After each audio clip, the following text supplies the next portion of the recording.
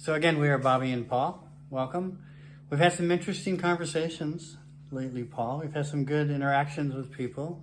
It feels liberating to be able to express my views about topics. So usually we start out each show by talking about some of the comments we got over the last week, and then we can kind of use these comments as a springboard into our next topic. And we have a couple of comments I want to go over. And the second one relates to social media, which I think we can use as a springboard to talk about a new topic, which is social media.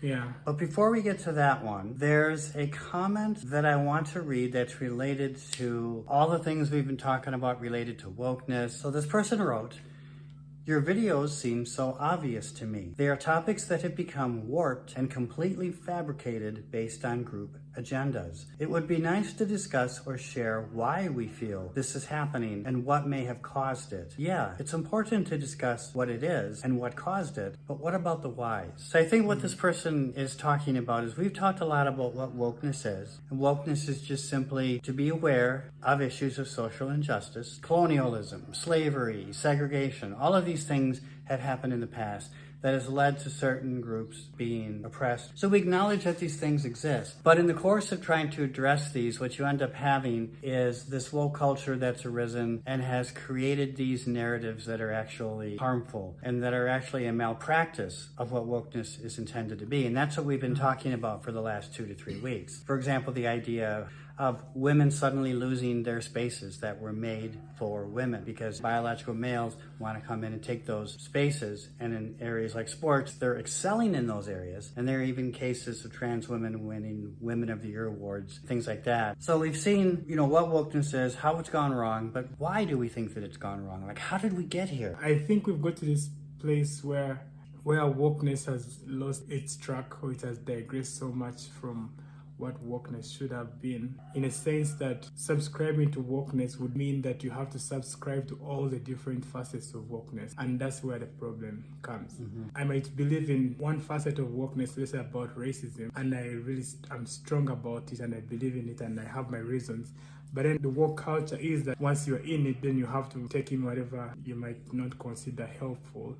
But the fact that you're subscribing to one facet, then you have to take everything. I feel that's taken us off track. And in the end, we're having a lot of unreal realities that people are subscribing to, but then they are attaching them to wokeness so that we can accept them and believe in them and champion these causes that are sometimes not helpful. What has happened is that there was a good cause initially that people have taken advantage of. They jumped on a ship that was already moving, and that gained traction, but then they jumped on it with agenda. So in the end, people are preaching things that they don't believe in. I'm pushing for anti-racism, then I also have to stand for transgender people, even when I may not believe in it.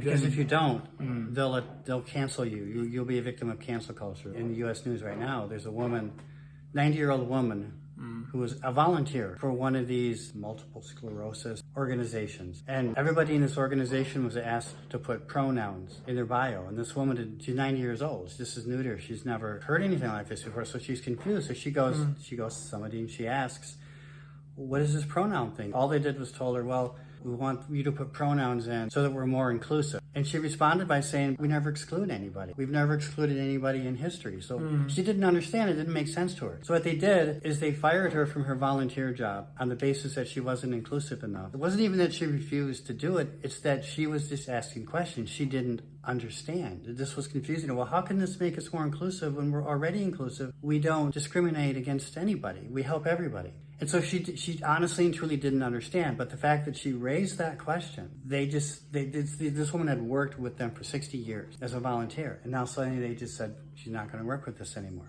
The woke agenda started with rights, freedoms. We're preaching for our freedom as Black people, our freedom as, then eventually women joined, freedom of women. The initial waves made sense, a lot of sense.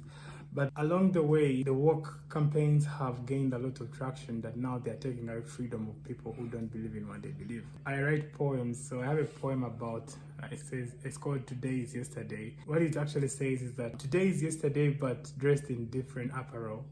So yesterday, the black was the sufferer and the white was the bad man. Eventually, today will become yesterday by the white being the sufferer and the black will become the oppressor. And we are experiencing this by the woke campaign, in that if you don't believe in them, then you get cancelled. Yeah, I can't say anything negative, even if they're doing something bad. And now that's that's where we have gone wrong, because these are human beings as well who make mistakes. And if they made a mistake, it's not like when I talk about the mistake or whatever, I may not say it exactly, I may not say it correct, but it doesn't mean that when I stand against, I should be cancelled. You're trying to bully us out of our objectivity. I want to be objective about what is going on, but then I can't because you want me to follow a narrative that you want me to follow. So yeah, Bob, I don't know if I answered the question about how did you get here, because it's a very interesting question.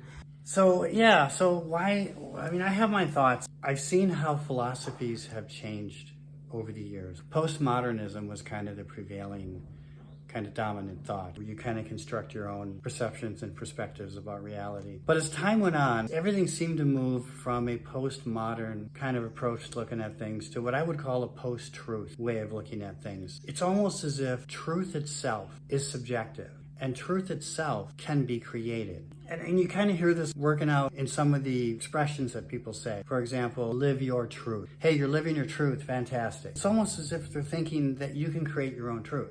So if you identify as something and you really feel that you are that something, that's your truth. You're creating your own truth. That gets put into all different walks of life. I'll give you an example.